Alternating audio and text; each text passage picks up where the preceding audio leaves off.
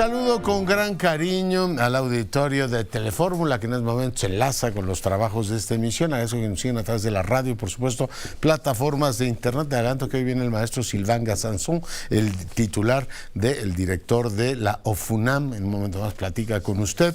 Le informo que hoy hemos tenido mucha política, mucha registro de todos los aspirantes a la presidencia de la República, el partido oficial. Hoy se registraron, pues, ¿qué le puedo decir? Todos, absolutamente todos. La que acaba de registrarse ahora es la jefa de gobierno, Claudia Sheinbaum, a quien vemos efectivamente en pantalla. Le entregó a Mario Delgado, leyó todos los documentos. También lo hizo Manuel Velasco, hoy platiqué con él hace un ratito. En un momento más platicaremos con Fernández Noroña. Lo hizo también Ricardo Monreal, cada cual a su manera. El que no quiso ir fue el exsecretario de Gobernación, Adán Augusto López, que prefirió mandar, en este caso, a Leonel Godoy. ¿Se acuerda quien fuera gobernador de Michoacán, también en su momento líder nacional del PRD? Le dijo, tú ve y atiende ese asunto. Además, en este caso, el presidente Morena les planteó un mecanismo que resuelve la petición que en su momento hizo Ebrard de transparentar los recursos y generar piso parejo. Él propuso 5 millones de pesos para cada candidato. Adán Augusto declinó el financiamiento, dijo que, bueno, pues el partido mejor que destine el dinero a los pobres. Dijo, yo lo voy a dar a municipios muy marginados en Guerrero y Veracruz. Es decir, esta provisión que está por ley establecida para hacer actividad política le pareció poco. El resto de los candidatos la aceptaron, Claudia Sheinbaum, Marcelo Ebrard, etcétera, y el llamado de Mario Delgado, que me parece muy oportuno, es: señor Adán Augusto, tiene usted que competir en las condiciones de igualdad, aunque usted pueda tener mucho dinero por otras razones, pero bueno, el caso es que compitan en las mismas condiciones. Pues, le comentaba entonces que, bueno, pues los distintos aspirantes aceptaron las reglas. Se dieron a lo largo del día, y le tendré por supuesto en un momento más la crónica. El INE llama a los aspirantes a no hacer llamados directamente al voto. Hay una serie de medidas cautelares. En un momento más platicaremos con uno de los consejeros para que nos cuente en qué consiste efectivamente esta situación. Martí Batres es el nuevo jefe de gobierno de esta ciudad. Protesto guardar y hacer guardar la Constitución política de los Estados Unidos mexicanos, la Constitución política de la Ciudad de México y las leyes que de ellas emanen. Bueno, pues ahí tiene usted el juramento de Martí Batres como jefe de gobierno. Le comento que la jueza veracruzana Angélica Sánchez Hernández fue detenida, así como el gober precioso detuvo a Lidia Cacho, así igualito. La vinieron a detener a la capital, literalmente la subieron en una camioneta y ya está ahora mismo en el penal de Pacho Viejo, allá en Veracruz. Veremos en qué termina ese asunto. El presidente designó a Alejandro Encinas como encargado de despacho de la Secretaría de Gobernación por razones absolutamente claras y constitucionales. El presidente no debe tardar en nombrar secretario de Gobernación. Usted sabe que por diseño, si al presidente, Dios no lo quiera, le ocurriera algo, el segundo en el mando es, en este caso, el secretario de Gobernación. Por tanto, debe haber secretario de Gobernación para tener cubierto absolutamente cualquier eventualidad. Joe Biden llamó al Congreso estadounidense a aprobar cuanto antes medidas para reducir la violencia relacionada con las armas de fuego. La representante comercial de los Estados Unidos, Katherine Tai, junto con el Departamento de Trabajo de Estados Unidos, presentó una queja en el mecanismo laboral de respuesta rápida del TEMEC. Pausa, volvemos. El INE dictó tutela preventiva para resguardar la equidad en el próximo proceso electoral. En un momento más platicaremos con Jaime Rivera. Antes voy contigo, Sara Pablo, cuéntanos qué dijo el jefe del Estado. Buenas noches. ¿Cómo estás, Leonardo? Buenas noches. Luego de que Adán Augusto López Hernández dejó su cargo, el presidente Andrés Manuel López Obrador nombró como encargado de despacho a Alejandro Encinas, subsecretario de Derechos Humanos. Recordó que el López Hernández, así como los demás aspirantes, busca ser, dijo, coordinador de la defensa de la transformación, y señaló que en este sentido, en su momento, va a entregar no solo la presidencia, sino también la dirigencia del movimiento, porque él se retira de la vida pública. Señaló que quienes renunciaron pues no lo hacen por ineficiencia, sino porque son los mejores.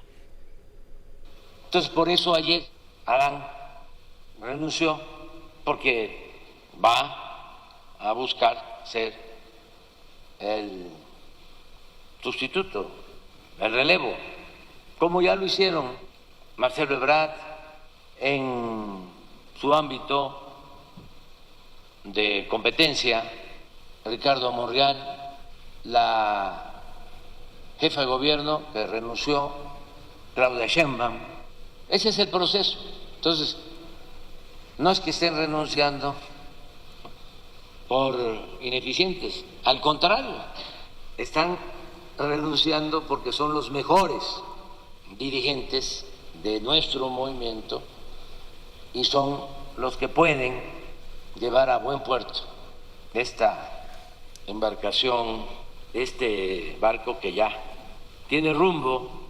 Ya sabemos muy bien lo que se tiene que seguir haciendo en México. Y bueno, contrario a lo que señalan sus opositores, dijo, hay avances en materia económica, social y de seguridad, ya que por un lado la mayoría de los empresarios han podido hacer negocios lícitos y obtenido ganancias razonables. En la clase media, dijo, pues se paga menos por la luz y la gasolina, y a los de menos ingresos les ha ido mejor con los programas sociales. No hay más seguridad aquí en la Ciudad de México y en todos lados, pero aquí en la ciudad, de 5 homicidios diarios a 2, de 80 a 100 carros robados a 10, una disminución nacional en secuestros del 70%. Y desde luego que falta mucho, falta muchísimo. Pero todo eso es para celebrarlo. La estabilidad política. Y bueno, Leonardo, hoy estuvo Pablo Gómez, el titular de la Unidad de Inteligencia de la Secretaría de Hacienda, otra vez hablando sobre el caso de Genaro García Luna. ¿Les dijo algo nuevo? Pues realmente solamente señaló que ya no hay obstáculos para que se lleve a cabo en una corte de Florida este juicio derivado de la demanda que presentó México para recuperar unos 650 millones de dólares que fueron transferidos de manera ilícita a paraísos fiscales por parte de Genaro García Luna y con los cuales se adquirieron bienes inmuebles. Dijo que bueno, pues ya con esta resolución que hubo en primera instancia en una corte de apelación, ya irá adelante este juicio. Realmente fue eso lo único nuevo, porque pues toda la información ya se conoce. Es la misma, ¿no? Esas tablas que suele dar, que son más o menos la misma. En fin, oye, Sara, les digo cuándo va a nombrar secretario de Gobernación, porque un encargado de despacho, pues naturalmente puede despachar las cuestiones inmediatas, pero la función del secretario de Gobernación, de ser el número 2 en el protocolo del Estado, pues implica muchas cosas. ¿Les dijo cuándo va a nombrar? No nos dijo a hoy, pero había dicho que iba a ser esta semana. Finalmente solamente lo hizo con el canciller. Esperemos que la próxima ya estaría nombrando al secretario de Gobernación. Oye, ayer recibió a Ursula von der Leyen, ¿alguna novedad? Pues según lo que se dijo después, que se acordó acelerar las conversaciones para concretar antes de que finalice este año el acuerdo de libre comercio. Eso fue como la conclusión más importante. Bueno, pues muchas gracias, Sara. Hasta luego, buenas noches. Y le comento que el Papa Francisco fue dado de alta del Hospital Gemelli, donde permaneció por más de una semana por la cirugía que le aplicaron. Saludo ahora al consejero Jaime Rivera, consejero del Instituto Nacional Electoral. Qué gusto saludarlo, consejero. Buenas noches, Leonardo, me da mucho gusto saludarte. Estoy a tus órdenes. Pues el INE dicta tutela preventiva para resguardar la equidad en el proceso electoral ante pues toda esta situación que estamos viviendo. ¿Cuál es? ¿Nos puede explicar, le puede contar al auditorio que nos escucha en todo el país qué es lo que han dispuesto, consejero? Sí, primero hay que decir que lo que está haciendo hoy el INE es tratar de adaptar las normas generales para este tipo de procesos de selección interna de los partidos, en los que las normas establecidas en la ley y por el Tribunal Electoral ya quedaron en cierto modo rebasados por los hechos. Entonces se están haciendo interpretaciones más sistemáticas, más comprensivas, con el fin de que se pueda atender y que no por un formalismo quede en el total vacío jurídico, ¿no? O normativo.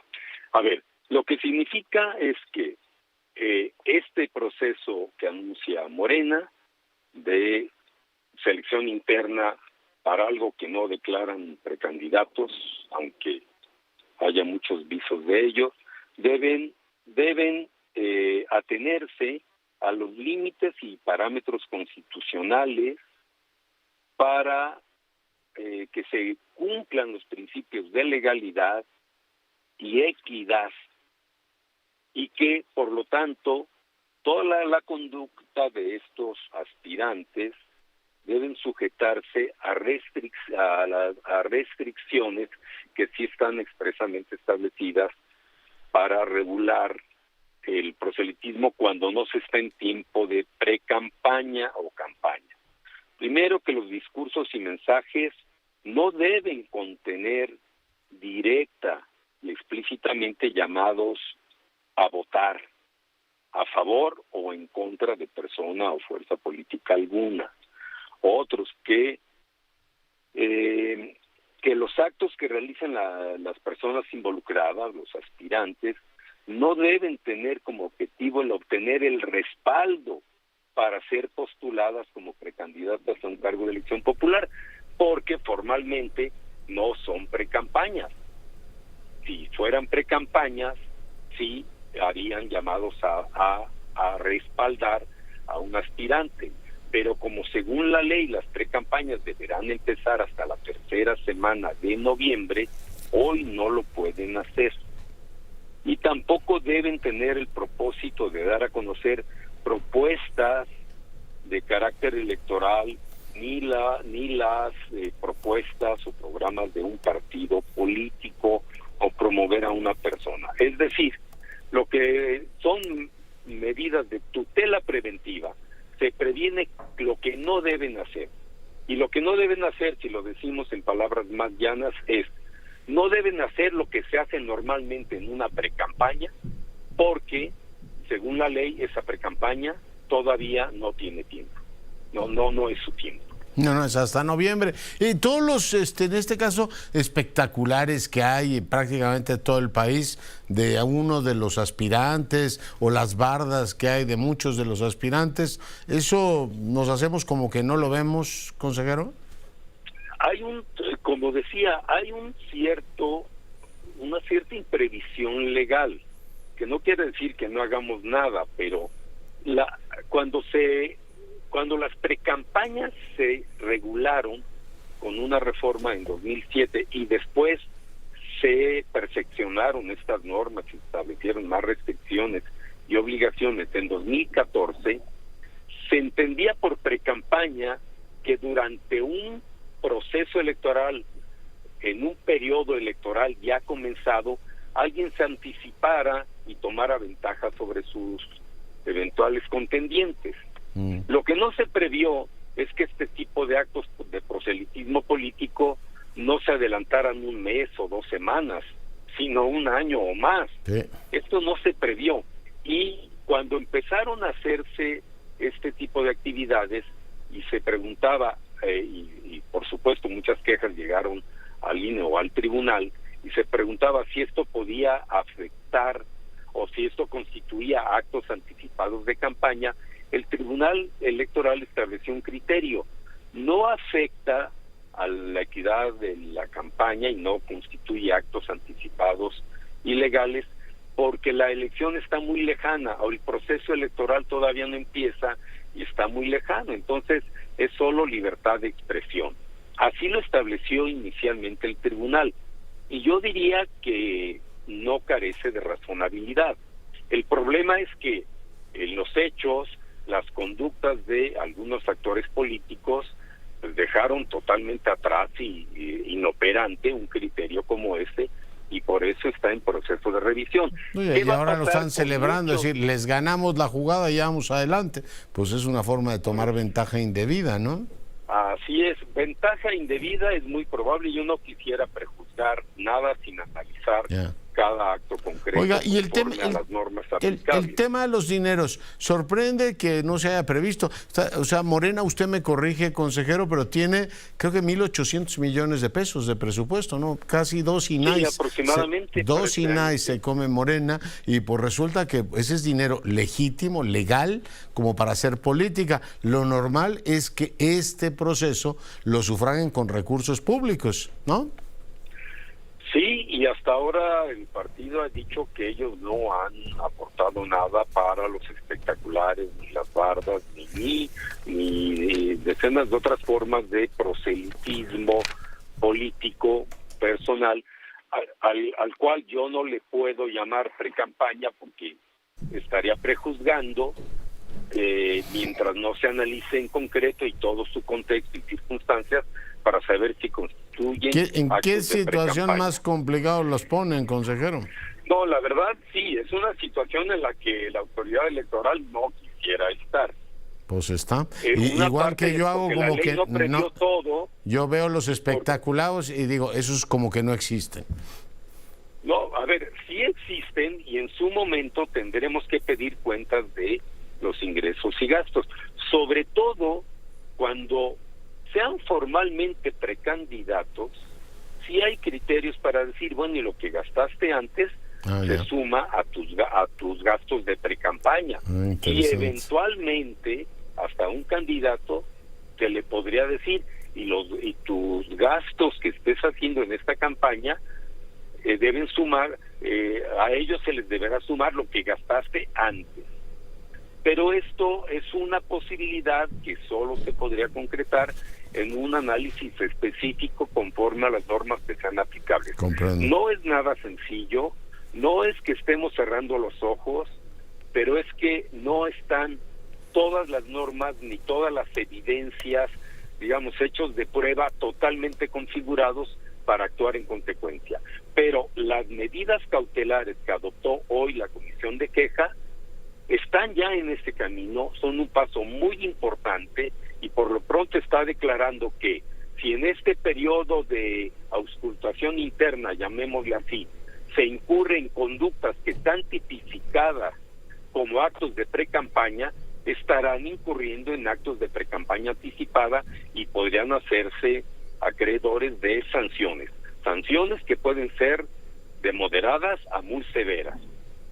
Ya, pues tomamos nota, consejero. ¿Algún apunte más? No, por ahora no. Ya es bastante complejo el caso, lo hace como para agregarle más. Sí, señor. Muchas gracias, Jaime, como siempre. Gracias a ti, Leonardo. El consejero Rivera, hoy para fortuna nuestra, bueno, platicando con usted. Y fíjese que Jacob Polewski llegó a registrarse como aspirante a ser efectivamente candidata, bueno, como le llamen ellos, ¿no? Pero usted me entiende. Pero a ver qué pasó, Enrique. Doctor, pues fíjese que cuando estaba precisamente Claudia Sheinbaum ya entregando la documentación y ya se despidió, se dio por concluido a esta jornada, resulta que entre toda la gente pues no pudo acercarse al edificio Jacob Polewski, quien intentó pues entregar su documentación en tiempo y forma. Sin embargo, bueno, pues al no poder entrar, tuvo contacto con gente del partido, que la pasaron a una salita a decir de Jacob Polewski, donde le hicieron esperar, y cuando ya se dio cuenta ya se había acabado todo aquí, se acercó a este salón donde se dio a cabo pues, este proceso de registro, y bueno, ya no estaba ni Mario Delgado, ya no había nadie. Ella ya se acabó la función. Ya se acabó la función, ella lamenta este trato aberrante, como fundadora de Morena, dice que es un trato aberrante de la actual. ¿Tienes un fragmento de lo que dijo o vamos con ella? A ver, vamos a ver, está por aquí, tenemos un fragmento. Déjeme checarlo aquí. Si no, le marcamos y a ver si podemos conversar con ella directamente.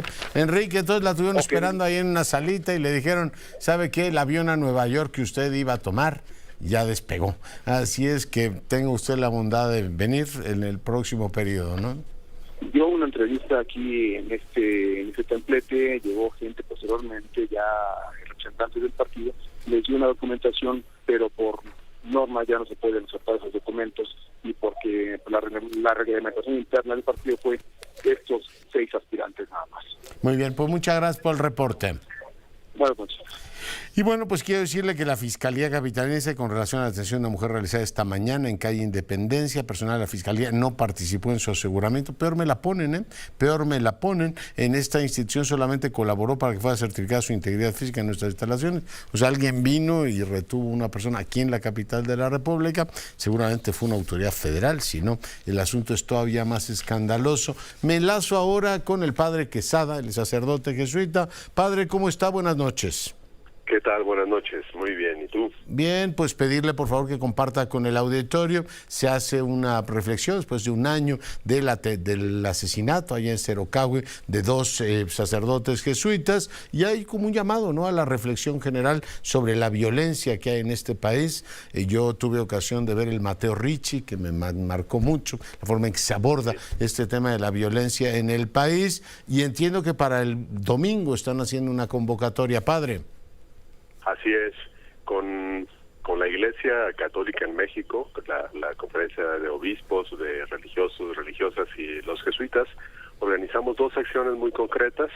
Una es una convocatoria que se celebren en las distintas partes del país, misas el domingo 18, en los horarios que cada lugar defina, por las personas que han perdido la vida a consecuencia de la violencia, por las víctimas de la violencia, y es un llamado a que los familiares acudan a esta celebración con las fotografías de sus seres queridos. En la Ciudad de México la misa va a ser en la Basílica de Guadalupe este domingo a las 12 del mediodía. Y para el día 20 de junio, que es el día del aniversario en que fueron asesinados nuestros hermanos, ese día estamos convocando a que a las 3 de la tarde, que es la hora aproximada en que fueron asesinados Javier, Joaquín y el señor Pedro, se suenen las campanas en todas las iglesias, templos del país. Un minuto que nos lleve a hacer memoria, que nos meta en un momento de oración, donde podamos recordar a todas las víctimas de la violencia en México, podamos refrendar nuestro compromiso por la justicia y por la paz, y animarnos, ¿no?, también en estos tiempos en que vemos que la violencia no cesa, cada día aumenta, y que hay una tarea grande de este trabajo artesanal que es la construcción de paz. Y al mismo tiempo que ocurre todo eso, también un llamado a repensar la circunstancia de este país, porque finalmente el asesinato de los dos jesuitas que ya comentaba, pues no se resolvió por la vía de la justicia, apareció muerto quien a su vez ultimó a los dos padres. No se resolvió, ¿verdad?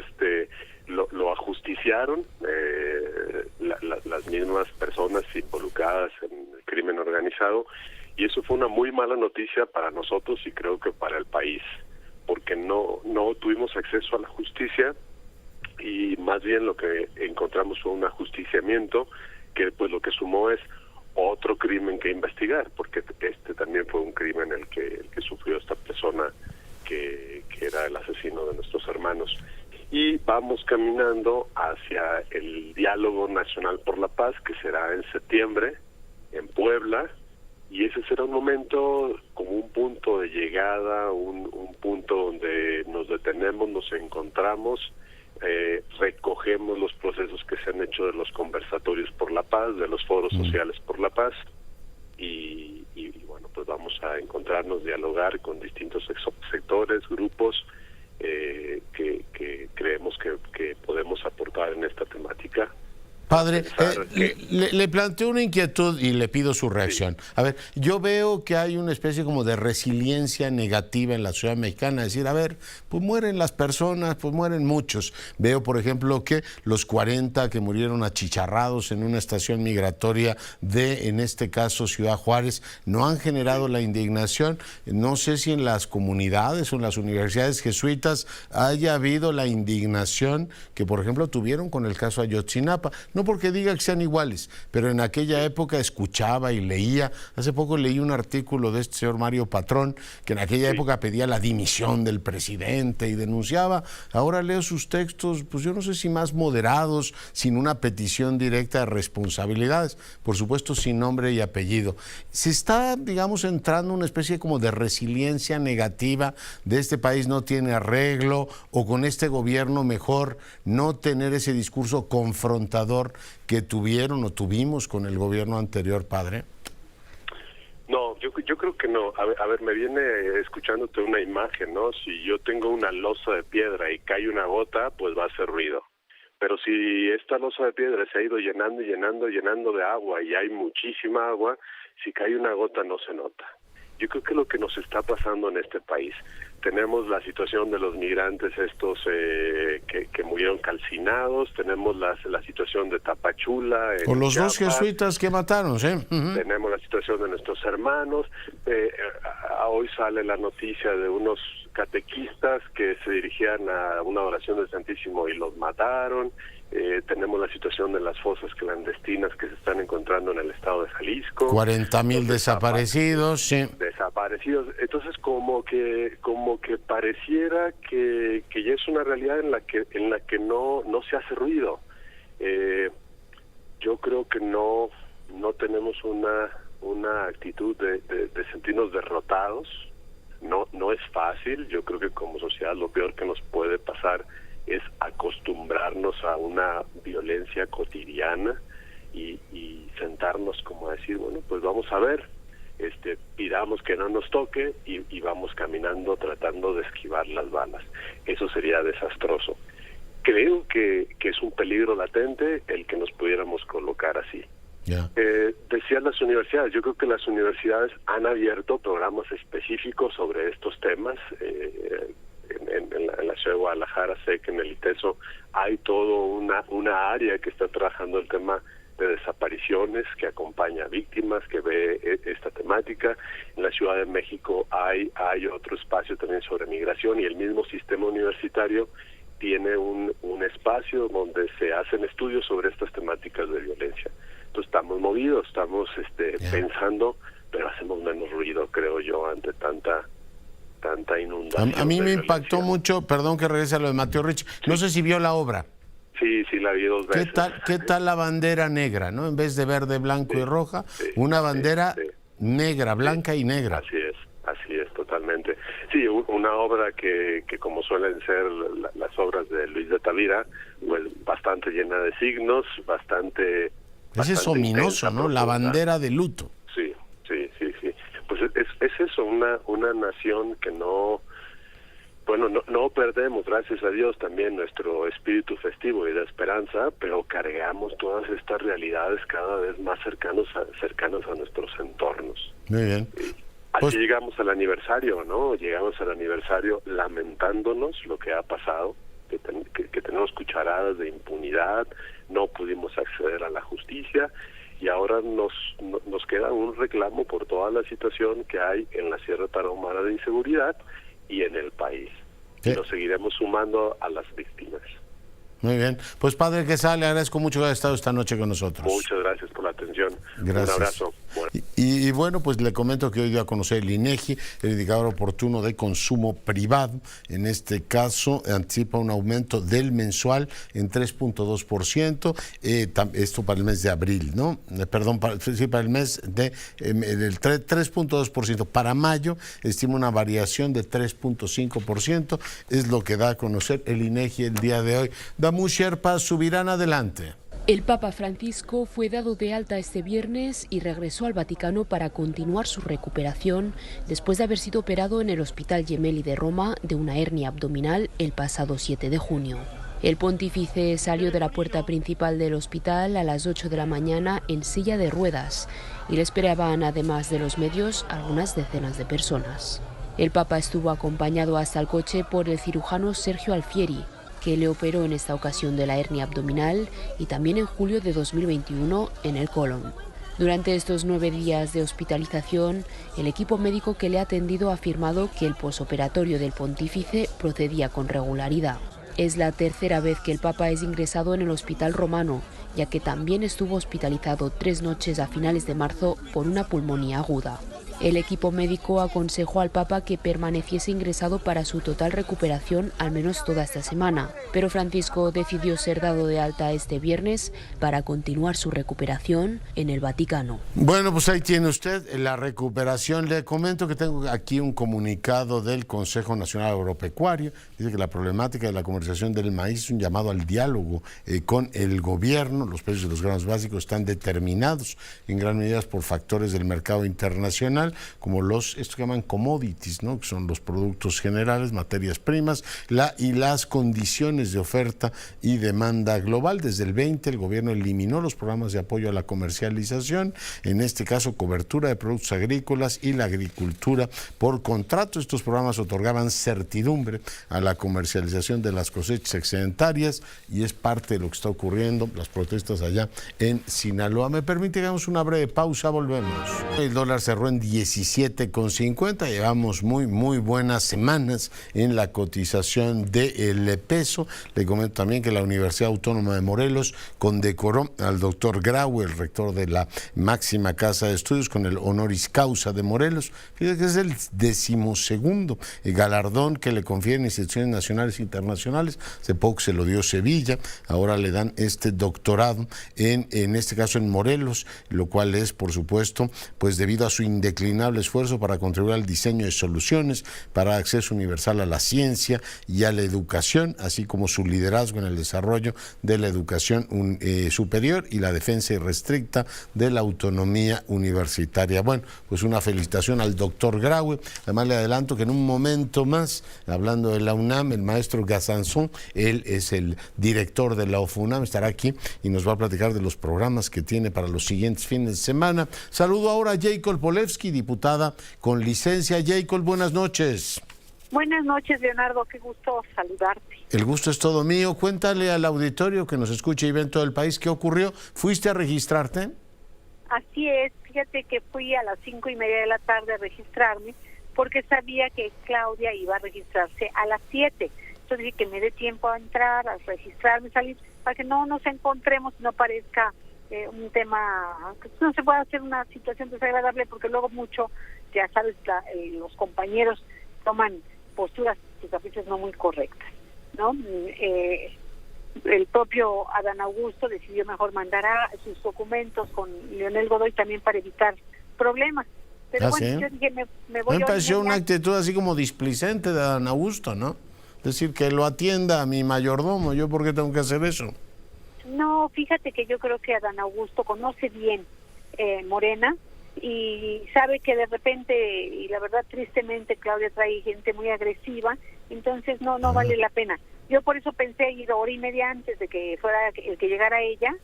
Ya tenían ahí todo, una cantidad de impresionante gente, quisimos entrar de forma muy discreta y cuando llegamos, porque ya estaba ella ahí y que estaba dentro, bueno, nos llevó un ratito a entrar, y bueno, la verdad hubo gente muy amable, muy linda, otros muy majaderos, y otros gritando presidenta, presidente, Claudia, presidente, no sé qué, y yo decía, oigan niños, no se equivoquen, eso le hace daño a Morena, si esto no es para eso, yo no vengo para eso. Y ya se calmaron. Luego nos pasaron, nos dijeron bueno que la entrada era por el otro lado, nos pasaron a una supuesta sala de espera, y bueno, se seguía oyendo, entonces estamos esperando a que salga Claudia, y me pareció muy bien que nos pasaran una sala para que no hubiera algo que pudiera molestarnos mutuamente. Pero después de un rato, de veras, entré yo, te juro, iba con 8 personas, 9, 10, no creo que llevara más, y son gente que me estaban esperando ahí, no creas que yo llevaba gente, a mí me acompañaban 4 personas, y sí, iba con un notario, eso sí, y pues estuvimos ahí esperando un ratito, y de repente se oye como que las cosas iban calmando, habían dejado como si fueran guaruras. O sea, literalmente te dijeron, momentito, ahorita la atienden. Y se salieron por la puerta de atrás. Mira. Yo digo, perdón, pero Morena no es eso, Morena normalmente da la cara. O sea, y si le das la cara a los enemigos, a quien peor te puede tratar, ¿cómo puede ser que entre compañeros te hagan eso? Oye, como mujer, como expresidenta de Morena, como fundadora del partido, no, me parece una majadería. pudieron salir a decirte, oiga, no la vamos a registrar. O venga Totalmente. usted. O sea, esto es como si estás esperando en una sala en el aeropuerto y tu avión sale y te dicen, pues ¿sabes qué? Ya despegó el vuelo a Nueva York. Así es. Y no nadie dijo nada, nadie avisó. Mira, de verdad fue terrible. Yo creo que la gente, la prensa se dio cuenta con cómo deben haber salido, yo no tengo idea, porque entraron todos con esas preguntas de que, oye, que salieron por la puerta de atrás, que por qué hicieron. Pero la verdad, la prensa... Bueno, ¿y qué vas a hacer? Bueno, pues mira, voy a pedir, voy a ir a la sala superior para pedir que consideren este caso, porque este es un agravio directo, y yo lo único que quiero es que me registren. Hubo alguien que me preguntaba ahí, oiga, ¿usted va a pedir que tiren el proceso? Y dije, no, si yo no tengo ese interés. Si tuviera ese interés, desde el lunes mismo lo habría metido una impugnación para que tiraran el proceso. No, yo no le quiero hacer daño al proceso ni nada. Yo quiero simplemente honrar los compromisos de Morena, por ser fundadora de Morena, y nosotros estamos por la equidad. Sí, me la pasé diciendo, no que me registraran a mí, sino que registraran a 2 mujeres más, para que por parte de Morena hubiera 3 hombres y 3 mujeres. Ya. Bueno, para pues que fuera equitativo. Pendientes estaremos la semana próxima, Jacob, del desarrollo efectivamente de las denuncias. Te agradezco mucho que hayas estado esta noche con nosotros. No, siempre es un gusto hablar contigo, Leonardo. Gracias, el gusto es todo mío. Y ya está el maestro Castanzón aquí en el estudio. En un instante nos cuenta qué tienen preparado. Antes saludo a Gerardo Fernández Noroña. Usted sabe, él también se registró el día de hoy y queremos recoger, diputado con licencia, su impresión del proceso. Gerardo, buenas noches. ¿Qué tal, Leonardo? ¿Cómo estás? Buenas noches a tu auditorio. Bueno, pues efectivamente, cuéntenos cómo transcurrió el asunto y qué perspectivas tiene. Estoy muy contento. Si a alguien le costó trabajo llegar a este lugar el día de hoy es a mí. Iba a contracorriente, en condiciones de desventaja evidentes y contra todos los pronósticos. Ahora sí que, como se dice, contra viento y marea, ya estoy en la disputa, en la carrera, en la camino para lograr la coordinación nacional de comités de defensa de la Cuarta Transformación. Así es que estoy muy contento, la gente fue muy cálida, estoy muy contento. La verdad, creo que ha utilizado usted esta semana como ningún otro. O sea, el que mayor provecho le ha sacado al proceso ha sido usted. Bueno, pues soy un poquito habilidoso. Algo de experiencia traigo con mis 40 años de trayectoria. Creo que los ha sorprendido, a ver si no les da un susto. Oiga, con el dinero, ¿qué van a hacer ustedes? Yo creo que como estás comentando, lo mínimo que se van a llevar es un susto. Creo que les voy a ganar. Leonardo, abajo va muy bien. No sé si yo no tengo recursos. Gerardo, no sé si tanto, pero que ha hecho el mejor despliegue ahora sí. Yo te digo que sí, digo que sí, porque están subestimando a la gente abajo. Y además va a ser un recorrido abajo. Oiga, cualquiera que haya visto esta semana, lo último que debería hacer es subestimarlo. Exactamente, y al pueblo menos, que gracias a él estuve yo ahí. Y hoy anuncié que yo voy en un Noroñabús, que es una combi adaptada como librería móvil. Y retomo mi oficio de librero y además mi oficio de político, además de que voy a tener que por cierto, debo decirle que yo me beneficié de un libro de Oriana Fallaci, precisamente. Ese es buenísimo, un hombre sí, del Consejo Editorial, que me tocó, ya no se conseguía. Me tocó por el Poder Legislativo. Gracias por ello. A ver, dineros, ¿cómo va a financiar su trayectoria? Nada más, si no lo has leído, es una joya. Te lo ultra recomiendo. Tomo nota, lo leeré y lo comentaremos. Libro. Ya verás que te va a gustar, ya verás, es un gran personaje, Alejandro Panagulis, un hombre que quiso asesinar al dictador militar, lo detienen, lo llevan 5 años a la cárcel, lo torturan, tal, cuando sale de la cárcel la mora de Oriana Fallaci, y empieza el libro con su asesinato, el asesinato de él. Aunque al final Oriana medio que enloqueció, ya fue medio al fascismo, pero ese es otro tema. Se le hechizó horrible. A ver, prosaico, tema prosaico, Gerardo. ¿Por qué le pasó? No, el dinero. Ya dijo, por eso el dinero, para allá voy, Leonardo, ahí voy.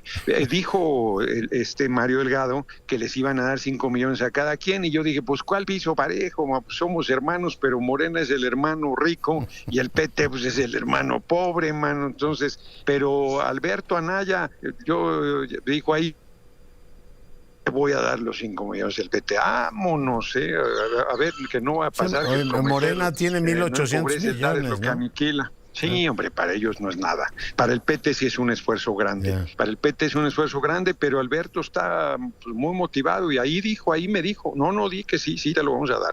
Bueno, pues eso ya me da equidad, porque yo había pagado la mitad del Noroñabús de mi bolsa y dije, bueno, pues así está la vida, ¿qué le vamos a hacer? Y ya no está me bien que los mucho, recursos públicos se usen para que haya política legítima, ¿no? No financiada por sabrá Dios qué intereses. Pues exactamente, ¿no? Y que luego haces compromisos. Yo nunca voy a hacer esos compromisos, por eso no traigo ni un quinto de privados.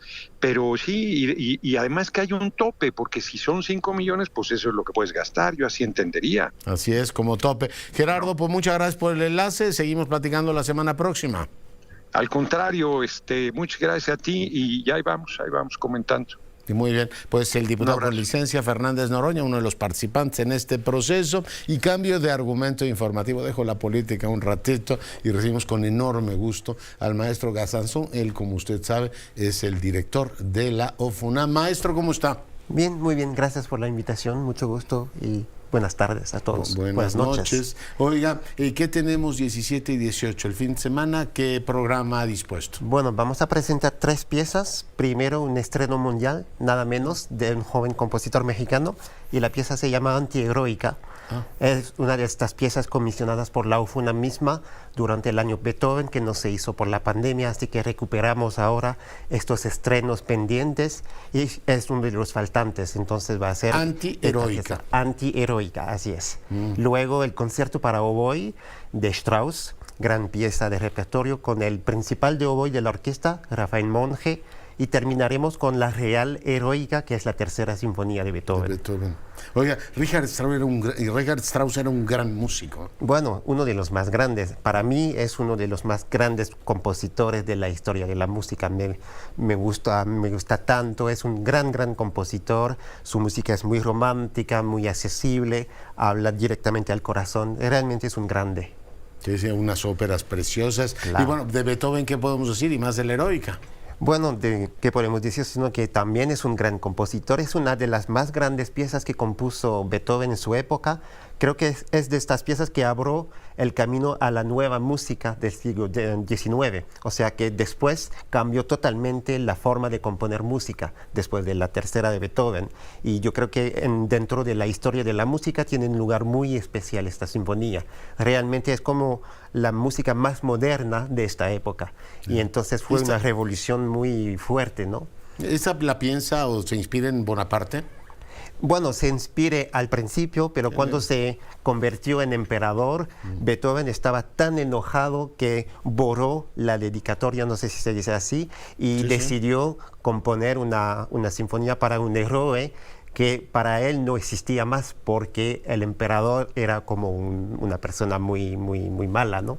Entonces, del general republicano acabó cónsul y luego emperador, ¿sí? Así es, totalmente. Entonces, para Beethoven fue una enorme decepción. Totalmente, porque Beethoven era muy inspirado por la Revolución Francesa, que tenía ideas muy fuertes de humanismo, de la fraternidad entre los seres humanos, y el emperador era totalmente el contrario, era un sanguinario, digamos. Y la traición de los valores republicanos, ¿no? Ya eternizarse en el poder, que suena como a tragedia Latinoamérica, o en Latinoamérica nos inspiramos en Bonaparte también. Entonces, estreno mundial de la Antiheroica de Valdés Hermoso. De Valdés Hermoso, sí, compositor mexicano, que nos acompañó. ¿Es una pieza larga, la Antiheroica? ¿Cómo? Es una pieza muy es una pieza de más o menos 10 minutos. Es bastante corta y inspirada en la Sinfonía de Beethoven, pero de una forma totalmente contemporánea. Es una pieza hecha de puros, digamos, ruidos musicales, hechos por los instrumentos.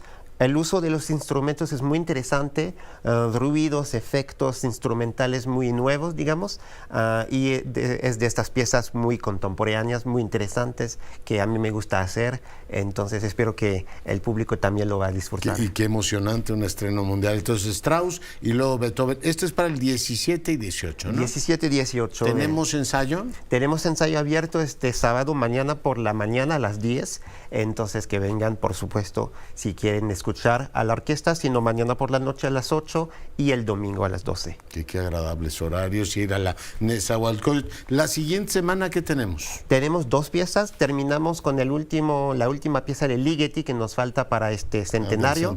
La pieza se llama San Francisco Polyphony, y luego una pieza de Wagner, que para mí es una de las grandes piezas también del repertorio, que se llama Der Ring ohne Worte, El anillo sin palabras. Es un arreglo que hizo Loren Maazel, gran director, con las mejores partes sinfónicas del anillo de Wagner. Entonces dura 1 hora 15 minutos. Es como una reducción de todo el anillo. Del anillo de las 4 óperas. Totalmente. Entonces dura normalmente 15 horas, es enorme, pero finalmente se reduce en 1 hora 15 minutos sin cantantes, nada más puramente extractos sinfónicos. Sí, que nunca lo he oído. Es muy bonito entonces. Totalmente, es extraordinario. Extraordinario. Es como un viaje en el mundo wagneriano, el mundo de Wagner, que va a ser... Espero que va a ser tremendo y precioso. Y eso, maestro, lo vamos a tener el 24 y el 25. Así es, así será, sí. 24-25 de la próxima semana. Y también entonces, tendremos ensayo. A los mismos horarios, a las 8 de la noche y a las 12 del domingo. Oiga, entonces, bueno, estreno mundial de la antiheroica, el concierto de oboe de Strauss, la heroica de Beethoven, y luego la semana siguiente terminamos con el centenario de Ligeti y el anillo sin palabras. Así es. Sin palabras me deja usted, maestro. Bueno. A disfrutar de la música. A disfrutar de la música de la orquesta La FUNAM que requiere su público, entonces por favor que vengan todos y todas. Pues ahí está la invitación directa y personalísima del maestro Gazanzó para que disfrute usted de 12, efectivamente, fin de semana inolvidable. Ingeniero Hernández Unzón, vamos a seguir con el calor, cuéntenos. Sí, el doctor Curcio va a seguir la severa onda de calor, por lo menos entre miércoles y jueves comienza a debilitarse el valor del anticiclón, del domo anticiclónico, así que ya el día de hoy vimos algo de actividad de tormenta eléctrica sin lluvia aparente. Las lluvias podrían venir a final de mes, en el caso de la Ciudad de México, ya disminuyendo la temperatura, pero muchos de los estados seguirían con temperaturas arriba de 40 grados centígrados. Entonces, ¿cuándo inicia y cuándo termina una onda de calor como esta que le han llamado la tercera onda de calor? Pues depende de la ciudad. O sea, no en todo el país se va a levantar la onda de calor. En Monterrey sigue, en el sur de Veracruz, en Villahermosa, en Mérida, seguirán los valores arriba de 40. Y si le gustan las carreras, doctor Curcio, acaba de emitirse ahí para la zona de la carrera de Montreal en Canadá, aparte de la lluvia, la advertencia por niebla tóxica proveniente ¿Los incendios o por qué? Sí, por las partículas suspendidas de los incendios forestales en Canadá. Entonces se acaba de emitir una zona de advertencia de niebla tóxica, es lo que llama la atención. Vaya. ¿Algún apunte más, ingeniero? Pues nada más estar muy pendiente para este fin de semana. Seguirían, pues básicamente, los altos niveles también de contaminación para el Valle de México, algunas tormentas eléctricas en Durango, Chihuahua, Coahuila y la zona del Pacífico de Guerrero, Oaxaca y Chiapas, con también actividad de tormenta eléctrica, doctor Curcio. Le mando un abrazo, que tenga un buen fin de semana.